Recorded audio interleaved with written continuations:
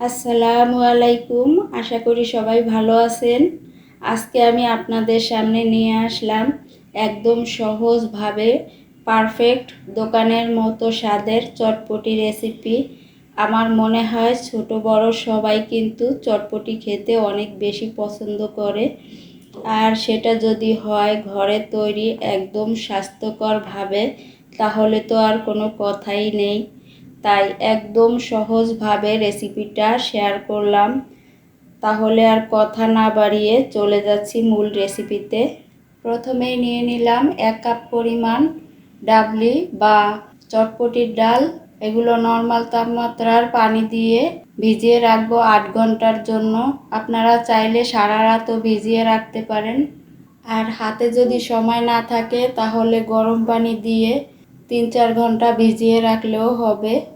8 ঘন্টা পানিতে ডালগুলো ভিজিয়ে রেখে এই যে দেখেন ডালগুলো ফুলে একদম ডাবল হয়ে গেছে।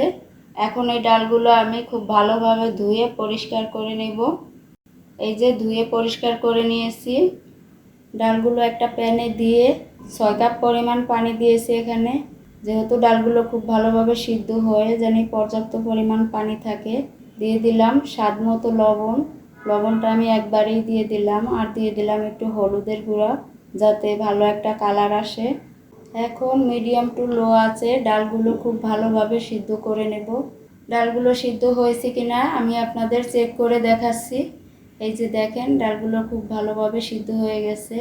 কিছুটা ডাল আস্ত আস্ত আছে আর কিছুটা ডাল একদম গলে গেছে। এখন উপর থেকে কিছু এই যে খোসা ডালের, এগুলো আমি তুলে নিচ্ছি। এগুলোর ভিতরে আর কোনো ডাল নাই। এই যে দেখেন কিছুটা আস্ত আর কিছুটা নরম হয়ে গেছে। এইভাবেই চটপটির ডালগুলো হয়।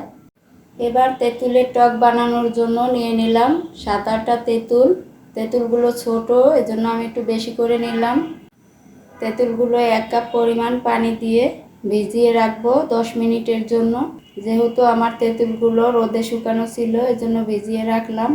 আপনারা চাইলে তেঁতুলগুলো সাথে সাথে কষলে তেঁতুলের মাড় বের করে নিতে পারেন। 10 মিনিট পর তেঁতুলগুলো কষলে এর মাড়গুলো বের করে নিতে হবে। এই যে এইভাবে এখন বিচিগুলো ছেঁকে ছেঁকে তুলে নিতে হবে। আপনারা চাইলে কোনো একটা ছাঁকনি দিয়েও ছেঁকে নিতে পারেন। তেঁতুলের টকটা আমার কাছে মনে হচ্ছে একটু বেশি ঘন হয়ে গেছে, তার জন্য আর একটু পানি দিয়ে দিলাম। দিয়ে দিলাম 1 চা চামচ চিনি।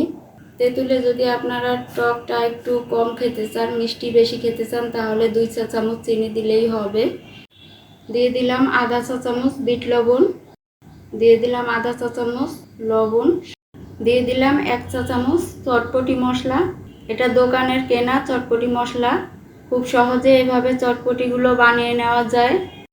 এবার নিয়ে নিলাম সিদ্ধ করা ডাল। এখানে নিয়েছি মাঝারি সাইজের 2টা আলু ছোট ছোট করে কেটে আলতো হাতে একটু ভেঙে দিয়েছি। দিয়ে দিলাম পেঁয়াজ কুচি, আর দিয়ে দিলাম কাঁচামরিচ কুচি। দিয়ে দিলাম 2 চা চামচ চটপটি মশলা। দিয়ে দিলাম আধা চা চামচ বিট লবণ। যেহেতু আমি আগে এখানে লবণ ব্যবহার করেছি ডাল সিদ্ধ করার সময়, এজন্য লবণটা বুঝেই দিতে হবে। দিয়ে দিলাম চিলি ফ্লেক্স। দিয়ে দিলাম সামান্য একটু ভাজা জিরার গুঁড়া। দিয়ে দিলাম তেঁতুলের টক। এখন দিয়ে দিলাম 2টা ডিম সিদ্ধ করে ছোট ছোট করে কেটে রেখেছিলাম। এগুলো সব কিছু একসাথে খুব ভালোভাবে মিশিয়ে নেব। এখন দিয়ে দিলাম চিলি ফ্লেক্স। আমার কাছে মনে হচ্ছে ঝালটা একটু কম হয়ে গেছে। সবসময় ঝালটা বুঝেই দিবেন আপনাদের পছন্দ মতো। উপর থেকে দিয়ে দিলাম পেঁয়াজ কুচি। দিয়ে দিলাম কাঁচামরিচ কুচি, আর দিয়ে দিলাম সামান্য একটু ধনিয়া পাতা কুচি। এখন একটা ডিম গ্রেট করে দিয়ে দিচ্ছি উপর থেকে। সামান্য একটু টক দিয়ে দিলাম উপর থেকে, আর কিছু ফুচকা ভেঙে উপর থেকে দিয়ে দিলাম।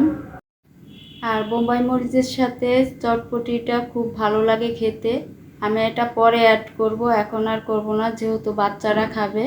যখন খাবো তখন দিয়েই খেলে হবে। আশা করছি আজকে আমার এই চটপটির রেসিপিটা আপনাদের কাছে ভালো লেগেছে। আর ভালো লেগে থাকলে আমার ভিডিওতে একটা লাইক দিবেন আর সাবস্ক্রাইব করে আমার পাশে থাকবেন। সবাই ভালো থাকবেন, সুস্থ থাকবেন। আল্লাহ হাফেজ।